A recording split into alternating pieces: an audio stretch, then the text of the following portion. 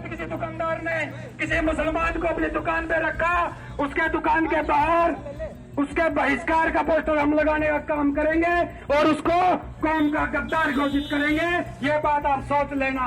यहाँ के छोड़ के जा रह गए, उनको धमकी दी गई थी यहाँ से चले जाओ नहीं तो दूसरा हथियार है हमारे पास। कहने लगा भैया हमारे तो डर लग रहा है, और इस तरह नारे लग रहे थे बस अड्डे पे, और बस अड्डे पे जो नारे लग रहे हैं हम इसकी वजह से हम जा रहे हैं। जिस दिन मतलब ये लफड़ा उफड़ा हुआ 2-4-10 दिन के बाद से रेडी उड़ी वाले या मजदूर थोड़ा बहुत काम करने वाले थे, उससे ये सब लफड़ा सुन के वो चले गए। ये कोई फरूट फराट की लगाते थे, अब बहुत ही कम दिख रहे हैं। वो चले गए?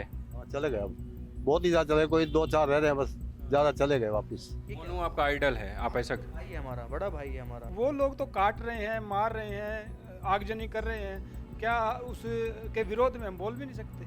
अगर कोई भी रोहिंग्या हमें ऐसा कुछ एक्टिविटी करता है मिला तो ये करेंगे भी, हम लोग पीछे नहीं हटेंगे। मेवात में हुई हिंसा के बाद हरियाणा के अलग अलग शहरों में हिंसा की खबर आई। वहीं हिसार के हांसी क्षेत्र का एक वीडियो सोशल मीडिया पर तेजी से वायरल हुआ, जो 2 अगस्त का है। इस वीडियो में बजरंग दल और अन्य हिंदुवादी संगठन के लोग मुस्लिम समुदाय को धमकी देते नजर आ रहे हैं। इस वीडियो के वायरल होने के बाद यहाँ पर जो मुस्लिम समुदाय के लोग बिहार, यूपी और अन्य राज्यों से आकर रेहड़ी लगाते थे या फेरी का काम करते थे, वो अपने घर जाने लगे हैं।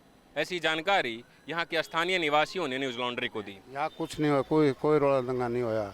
एक दिन होया था भाई, जितने मुस्लिम हैं ना वह सब यहाँ से चले जाओ, 2 दिन का टाइम है, तो बस वह 2 दिन का टाइम में वह चले गए।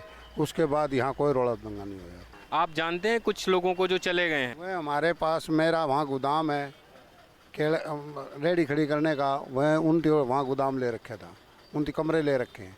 एक ही मकान में रहते थे, वह 15-16 कमरे उस मकान में, तो वह कम से कम वहाँ 50-60 जने रहते थे, वह सब चले गए।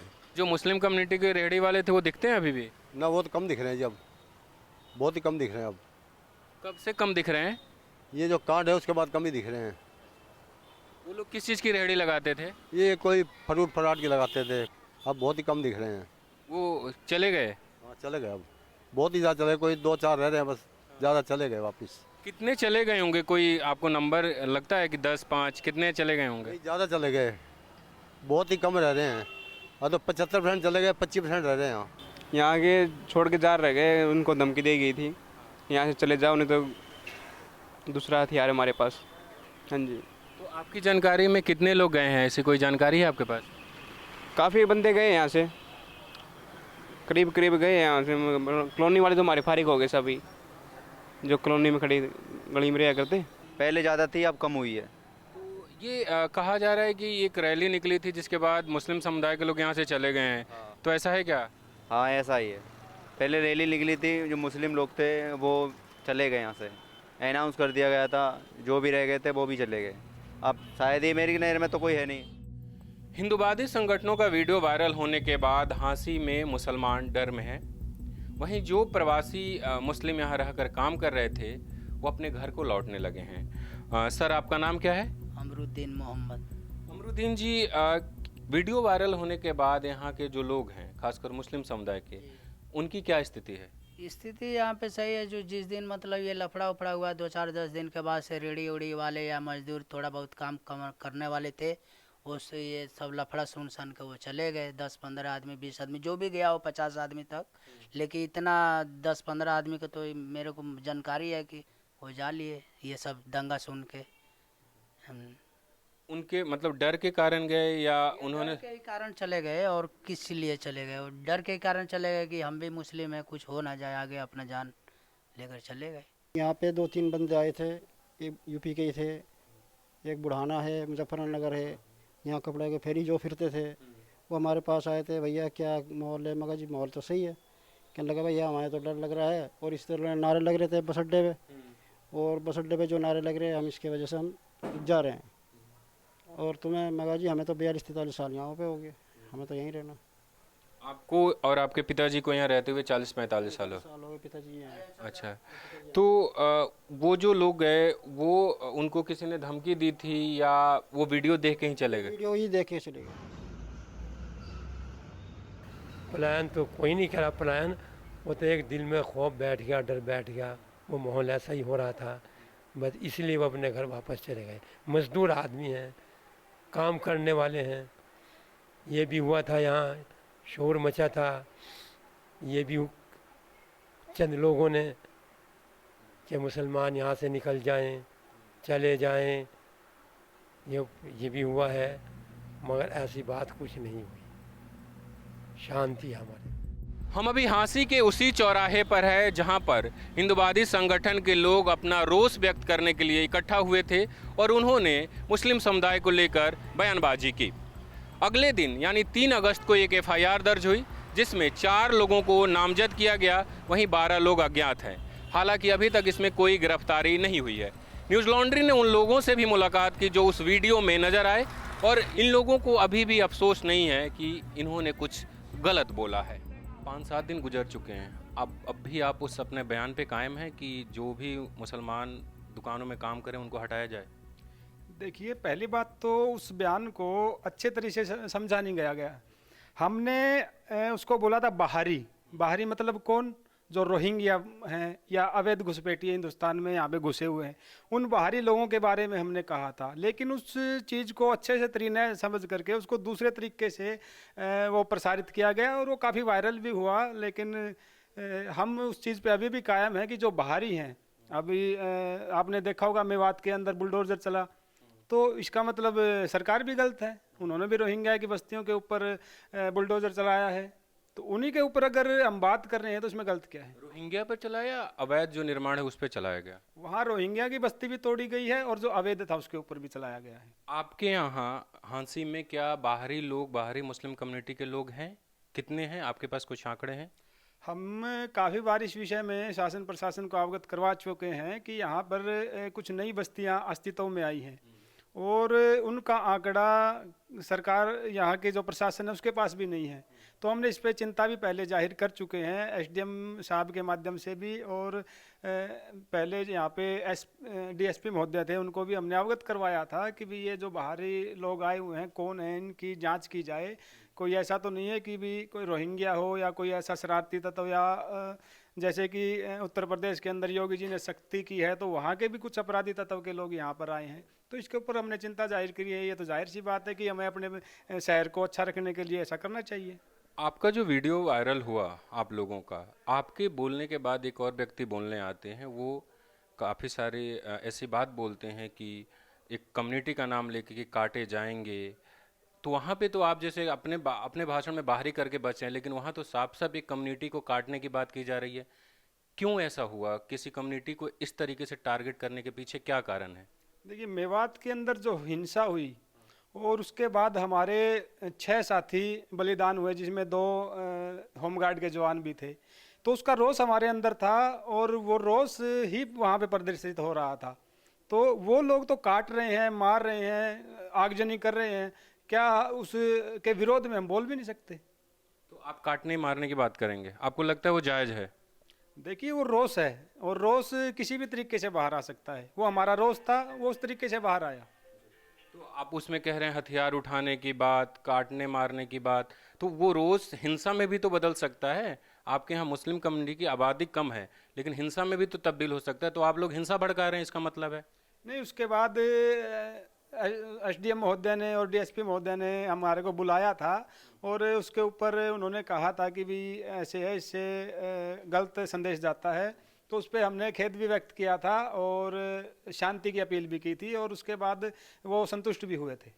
मतलब एक तरीके से किसी को थप्पड़ मार दो और फिर उसको चॉकलेट खिला दो कि आपने पहले कहा कि एक कम्युनिटी को काटेंगे, फिर आपने जाके एसडीएम साहब के यहाँ खेद जता दिया।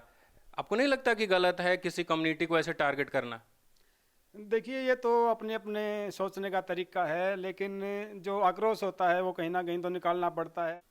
ऐसे है कि अगर रोहिंग्या मुसलमान अगर किसी दुकान पर मिला, रेहड़ी वाला कोई अगर रोहिंग्या मुसलमान मिला, मैं फिर दोहरा रहा हूँ, रोहिंग्या की बात कर रहा हूँ मैं, अगर कोई भी रोहिंग्या हमें ऐसा कुछ एक्टिविटी करता है मिला तो ये करेंगे भी, हम लोग पीछे नहीं हटेंगे। और बाकी जो इंडिया के मुसलमान हैं उनको आप कुछ नहीं कहें? उनसे कोई दिक्कत नहीं है, हमें उनसे कोई दिक्कत नहीं है। जो 10-10 साल से रह रहे हैं, 15-15 साल से रह रहे हैं, हमें उनसे क्या दिक्कत है। पर जो बाहरी ताकतें जो आई हुई हैं, रोहिंग्या मुसलमान जो लोग मतलब कि इतने ज़्यादा राक्षसी रूप में जो आए हुए हैं, हम उनकी केवल बातचीत करें, उनको निकालने का काम हम बजरंग दल वाले करेंगे, प्रशासन के सहयोग से करेंगे। अगर प्रशासन हमें सहायता नहीं देता तो बजरंग दल अपने सहयोग से खुद करेगा। क्या करेंगे आप अपने सहयोग से? मार के भगाएंगे? नहीं, हमको हाथ जोड़ के भगा देंगे, और क्या है। आपको उस दिन जो कुछ भी हुआ, आपको अफसोस है कि वो सब नहीं होना चाहिए था? किस दिन? जो 2 अगस्त को वीडियो आप लोगों का वायरल हुआ, कोई अफसोस है कि नहीं होना चाहिए था?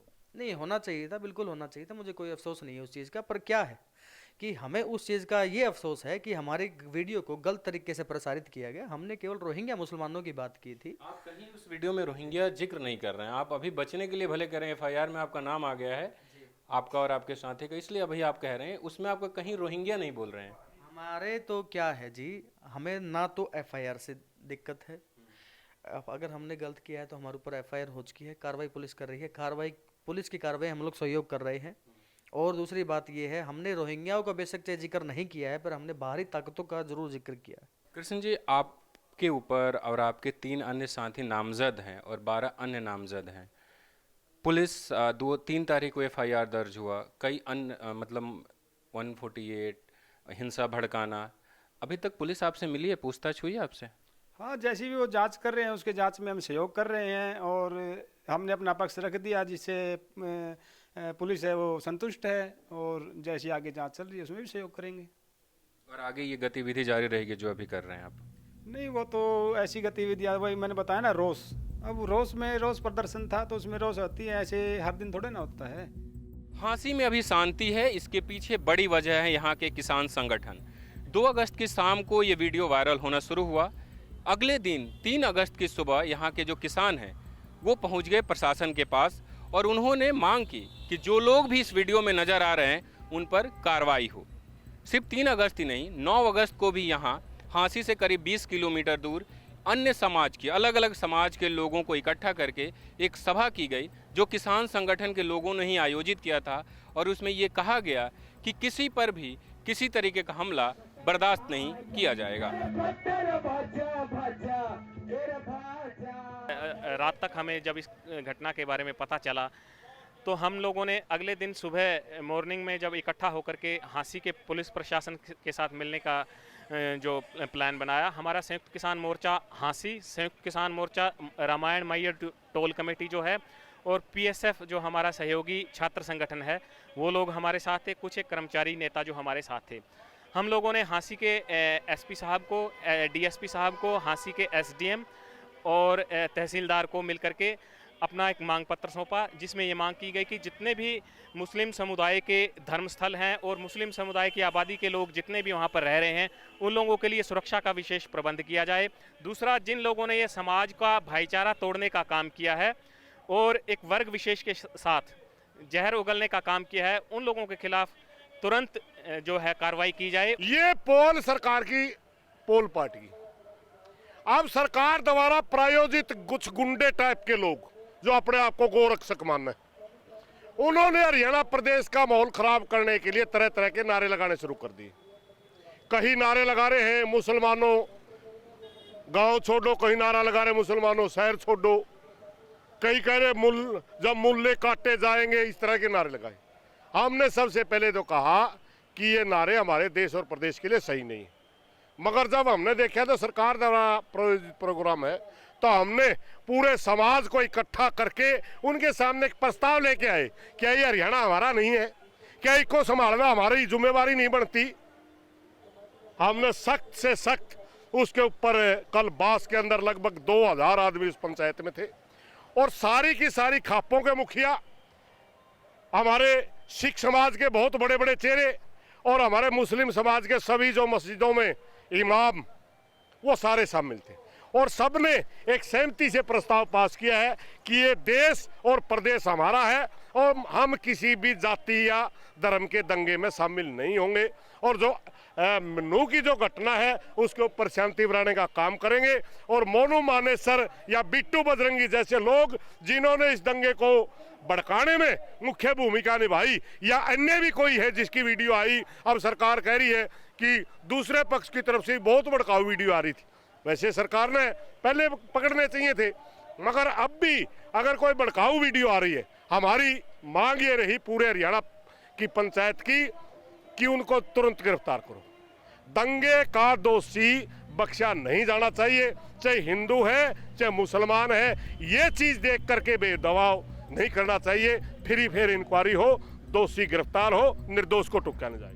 इस मामले में 3 अगस्त को एफआईआर दर्ज हुई और आज है 10 अगस्त। 7 दिन गुजर चुके हैं, लेकिन किसी भी आरोपी की अभी तक गिरफ्तारी नहीं हुई है।